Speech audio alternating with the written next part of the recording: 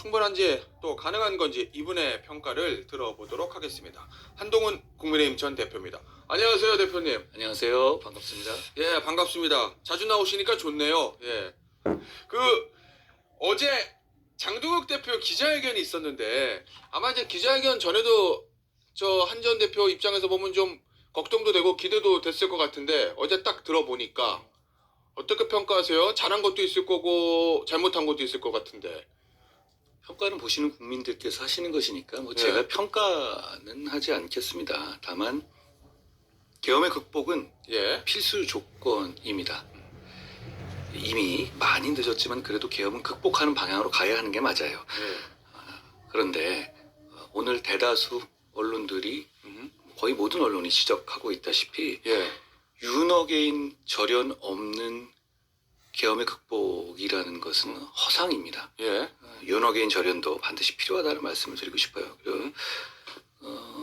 그런 선언보다 더 중요한 것은 실천이겠죠. 예. 그러니까 정책, 인사에서 계엄을 극복하고 윤어게인과 절연을 하는 것을 실천하고 그래서 예. 그 다음 단계로 민생으로 가야 한다 이렇게 생각해요.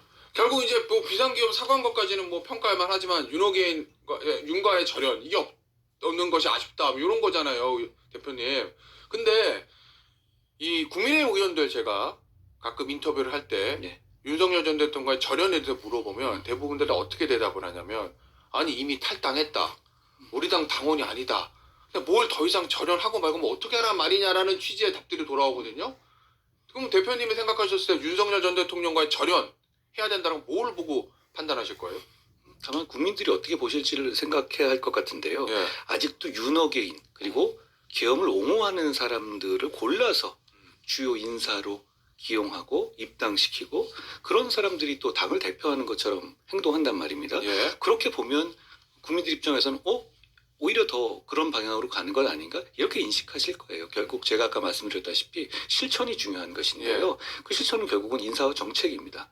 그게 필요하다고 생각해요. 그럼 결국 이제 사람의 문제를 말씀이시잖아요. 예를 들어서 그런 인사들이 우리 당을 대표하게 하면 예. 국민들께서는 이 당은 윤어게인 당이다 이렇게 인식하실 수밖에 없어요. 그러면 역시 민주당에서는 지금 민주당이 여러 가지 폭정을 하더라도 예. 치트키를 쓰면 그게 무력화됩니다. 방어가 안 되는 거예요. 우리 쪽에서. 예를 들어서 계엄 치트키죠. 아니 너는 계엄 윤어게인 아니냐. 이 한 방으로 이제 예. 모든 견제 기능이 마비된단 말이죠. 저는 이 윤어게인이라든가 계엄을 극복하자는 게 단순한 어떤 도덕적인 명분이 아니라 실용적으로 그래야만 민주당과 싸워 이길 수 있기 때문에 하는 것이라는 말씀을 드리는 거예요. 그런데 예. 그런 윤어게인과 계엄을 옹호를 상징하고 그 입장을 유지하는 사람들이 버젓이 당을 대표하는 것처럼 행동하게 되면 예. 그건 어떻게 국민들이 보시기에 극복했다고 보시겠습니까? 결국 사람과 인사 말씀하셨는데 최근에 고종국 박사, 뭐 백만 유튜버, 뭐 윤호개인 예. 그리고 이제 부정선거에도 뭐 찬동하는 듯한 발언들이 좀 있었어요. 입당했거든요. 예. 어제 이제 김지원 최고위원은 이건 뭐 대단한 거 아니고 그냥 100만 당원 중에 한 사람 개인 입당이다 이렇게 얘기는 하던데 뭐 고종국 박사의 입당 이런 것들 좀 혹시 지적하시는 거예요? 윤호개인과의 절연 문제에 관해서? 그런 문제도 전 국민들께서 주시하고 계시다고 봐요. 계엄을 사과하는 발표를 하기 하루 전인가요? 예. 그때 보란 듯이 공개적으로 그분이 입당하고 그분이 입당하는 과정에서 당이 이제 뭐 환영한다 이렇게 어떻게 보면 일부러 보여줬잖아요. 통화도 해주고 그걸 공개하면서요. 예. 그렇게 바로 며칠 전에 윤어게인, 계엄 옹호 그리고 부정선거 음모론의 상징격인 그 사람을 공개적으로 당에 영입하는 그 그림을 만들어 주면 예. 많은 국민들께서 과연 이 당이 진정으로 윤어게인과 계엄 옹호, 계엄을 극복하려는 의지가 있는 것인지 의구심을 가질 수밖에 없는 행동이거든요. 예. 특히 그 고성국 씨는 지난 총선에서 예. 우리 총선 집시다 이렇게 공개적으로 얘기했던 그랬어요? 사람이죠. 그리고 얼마 전에는 몇 달 전에는 이번 지방선거에서 예. 윤어게인 계엄 옹호 세력에 30석을 내놔라 장동혁 대표 이렇게 공개적으로 얘기했던 사람이기도 하죠. 예. 그리고 계엄 이후에는 계엄 옹호 발언을 KBS에서 하다가 KBS에서 이제 공영방송에서 하차하기까지 한 사람이잖아요. 예. 그런 사람을 공개적으로 당이 뭐 모셔오는 듯이 입당을 시키면 이거 그 계엄을 과연 극복할 의지가 있는 거야? 이렇게 생각하시지 않겠습니까? 예. 조금 더 얘기하면 이렇습니다. 그분은 무엇보다도 윤석열 대통령이 잘못 가게 하는데 많은 영향을 준 사람으로 알려져 있어요. 오. 그 계엄 직전까지 지속적으로 윤 대통령에게 국민의 민심과 다른 방향으로 예. 가도록 조언했던 영향을 줬던 사람 아니에요? 예. 그런데 그분이 다시 당으로 들어와서 마치 당에 영향을 끼치는 걸 본다면 다시 윤호개인 하겠다는 거 아니야? 이렇게 보이지 않겠습니까? 그 아까 말씀하신 그 지방선거 관련해서 고종국 박사가 유튜브에서 했던 얘기 요거거든요. 정확하게 자유통일당, 자유민주당, 우리공화당 그리고 자유화혁신당 적어도 4개의 자유우파 정당이 있잖아요. 30개를 당선 가능한 지역에다가 양보하면 된다고 생각해요. 결국 이제 외곽에 있는 이 강경 보수 정당과 국민의힘이 연합공천해가지고 저 TK 쪽에 기초단체장 30개 정도 양보시키면 된다 이 얘기거든요. 그러면 이런 주장했던 고종국 박사가 당에 들어왔으니 뭔가 지방선거에서 이런 일이 실제로 일어날 수도 있을 것 같다고 그 걱정하시는 거예요? 그렇게 걱정하시는 우리 중진 의원님들이 많이 계시더라고요. 저한테. 실제로? 예, 왜 그러냐면 저분 지금까지 계엄을 적극적으로 옹호했던 사람이잖아요. 예. 그런데 이렇게 들어와서 계엄 사과에 대해서 이제 어제 오늘 보니까 뭐 거기에 대해서 뭐 잘했다 이런 분위기던데요. 예. 갑자기 하루아침에 결국은 저는 이거 혹시 그런 거 하겠다는 거 아니야? 그런 거 약속한 것 아니야? 이런 식의 의구심이 얼마든지 나올 수 있는 상황이라고 생각해요. 그런 30석을 달라? 그런 데다가 자기 쪽의 세력에다 그걸 공개적으로 요구하는 황당한 요구를 한 사람이기 때문에 예. 이 사람을 부족하지만 그래도 계엄 사과를 시작한 이 시점에 당에 공개적으로 입당시키는 것이 예. 저는 모순적으로 보여질 것이고 밖에 그리고 지방선거를 앞두고 부정적인 영향을 줄 것이라고 생각해요. 그리고 과거 윤 대통령이 이분이 얘기한 조언대로 해서 망하는 길로 갔던 것처럼 예. 지금 당이 이분이 얘기하는 방향으로 가면 우리 당은 망합니다. 알겠습니다. 어제 장 대표가 꺼낸 거 중에서 당면 개정도 있거든요. 그건 어떠세요, 대표님? 제가 이거 하나 추가 말씀드릴게요. 저는 탄핵을 반대하거나 윤호개인하거나 계엄 옹호했던 사람들, 과거 했던 사람들하고는 절대 같이 못 간다는 얘기가 아니에요. 예. 그 말씀을 명확하게 예. 해드리고 싶어요. 이거 비난하자는 게 아니라 지금이라도 우리가 이걸 극복하면 함께 가자. 예. 그래야 되는 거죠. 지금 우리가 윤호개인이나 계엄 옹호 방향으로 뭉칠 수는 없잖아요. 그 부분은 같이 극복하자는 말씀을 드리는 것이고 예. 그리고 지지자들 중에서도 탄핵 과정에서 마음 아프신 분들 계시잖아요. 그 부분들에 제가 죄송하게 생각해요. 계속 그 말씀을 드렸어요. 어떻게 하면 조금 더 잘할 수 있는 방법이 없었을까? 이 극복하는 과정에서 제가 당대표로서 예. 그런 죄송한 말씀은 제가 여러 번 드렸어요.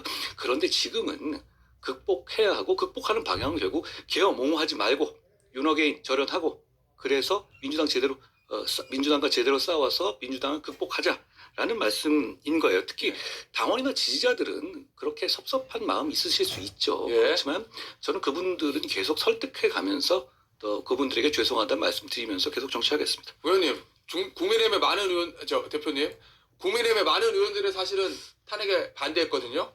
그러면 비상계엄 해제에 앞장서지 않았고 탄핵을 반대했던 의원들이라도 그리고 그 이후에 지금 변화된 모습을 보이면 얼마든지 같이 할 수 있다 이 얘기인 거잖아요. 그러니까 제가 무슨 사상 검증을 해서 편가르게 하겠다는 게 아니에요. 과거에 그런 생각 가진 사람들은 아니다 이런 게 아니라 결국 지금의 시대 정신으로는 뭐냐면 민주당의 폭주를 제어하기 위해서는 우리가 계엄을 극복하고 윤호개인을 절연해야 되는 거예요. 여기에는 많은 분들이 이미 동의하고 계시거든요. 저는 거의 대부분의 우리 당 의원들이 여기에 동의하고 있다고 생각하고 있어요. 그러면 여기에 대해서 뭐 과거에 네가 잘했니 못했니 이런 얘기 할 필요가 없다는 겁니다. 그냥 어깨를 맞대고 같이 가면 되는 거예요. 갑자기 생각나는 게 예. 지난번에 언제죠? 쫓겨나시기 전에 탄핵 표기를 쓴 날 마지막 의원총회 거기서 뭐 물병 날라다니고 뭐 얘기 이었고 거의 뭐 상소리 나오고 막 이랬잖아요. 그때 한정희 대표를 강하게 비판했던 몇몇 의원들 그분들하고도 지금 얼마든지 같이 할 수 있습니까? 뭐 혼란스러운 시기였어요. 모두가 어려운 시기였고요. 이제 제가 그때 그런 분들하고도 따로 이게 뵙고 비공개로 뵙고 요즘에 봬요. 자주 그래요? 뵙고 네. 식사하면서 그때 얘기 서로 하면서 웃고 그럽니다. 뭐 아. 그때 그분들도 그렇고 서로 어려운 시기에 어려운 상황이었잖아요. 예. 예. 어쨌든 과거의 갈등은 다 극복을 할 수 있다 뭐 이런 말씀이시잖아요. 예, 예. 예. 알겠습니다. 그러니까 저는 이 말씀 드리고 싶어요. 예. 오히려 지금 이 1년 과정을 보면 그때 판단이라든가 이런 거 서로 간에 여러 가지 그 백가쟁명의 생각이 있었을 수 있어요. 예. 저는 제 판단한 거고 어허. 그런 방식 극복한 건데 문제는 이 극단적이고 상업적인 세력들이 있어요. 예, 예. 뭐 유튜버들 같은 예. 분들이죠. 저는 고성국 씨 같은 분이 그런 분이라고 생각해요. 이런 분들이 이걸 분노를 양산하고 이걸 상업적으로 계속 돈벌이 이용해 왔어요. 저는 그 과정에서 우리 당이 빨리 보수를 재건하는 것에 큰 걸림돌이 되어 왔다고 생각해요. 그걸 지금 우리가 함께 극복해야 하는 겁니다. 예, 알겠습니다. 그 보수 재건 방법에 관련해서 장 대표가 어제 보니까 뭐 당원 중심 정당, 청년 중심 얘기하거든요. 그 부분은 어떻습니까? 원론적으로는 좋은 말입니다. 원론적으로. 그런데 다만 이거 생각해 볼 필요가 있어요. 예, 정상적인 경우라면 민심은 저희가 대형 정당에서는요. 예. 민심은 당심이어야 합니다. 당심은 민심이어야 맞아요. 하죠. 그런데 민심과 괴리된 당심이 있다는 걸 상정하고 당심 중심으로 가겠다는 식의 뉘앙스가 포함되어 있는데 그건 선거에서 이길 수가 없죠. 실천 과정에서 민심에서 벗어난 당심만을 위주로 하는 정당을 만들겠다라는 것이라면 예. 그거는 저는 선거에서 지는 길이라고 생각해요. 청년 중심의이란 말도 대단히 좋은 말씀이고 예. 저도 청년 중심의 정치를 해야 한다고 가장 강력하게 주장하는 사람인데요. 예. 다만 그것이 소수의 어떤 윤호개인 청년들을 상정해서 그분들을 끌어들이겠다는 말이라면 예. 그건 당의 미래를 위해서 잘 봐야 될 문제라고 생각해요. 다시 한번 말씀드립니다. 예. 청년 중심, 당원 중심, 예. 좋은 말이고요. 다 존중해야 될 문제예요. 그런데 민심과 괴리된 당심을 상정한다든가 예. 청년 중에서도 일부 극단적인 청년만 상정하는 그런 이 의미라면 그건 안 되는 겁니다. 알겠습니다. 그거 앞서 제가 질문드렸던 당명 있잖아요. 예. 한 전 대표 입장에서 보면은 본인이 정치를 제일 처음 시작했을 때 당의 이름이 국민의힘이거든요. 요거 당명 바꾼다 그러면 조금 섭섭할 것 같기도 한데 어떠세요? 당명은 사실 예전에 당명 바꾸도 망한 적 있어요.